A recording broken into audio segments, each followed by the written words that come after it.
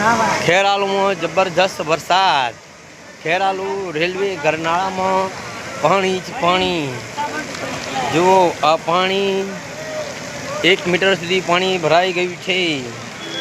Railway गरनाळा में 1 metre थी B पण ऊपर पाणी भराई गयु छे। जो अने आ बाजू में जाने कोई झरणो वहेतो होय एवी रीतना पाणी पड़ी रह्यु छे। खेरालू में वरसादना कारणे रेलवे गरनाळा में पाणी ज पाणी। बस भी नहीं निकलती कि ट्रक भी नहीं निकलती, कोई साधन निकलतु नहीं अहीं थी।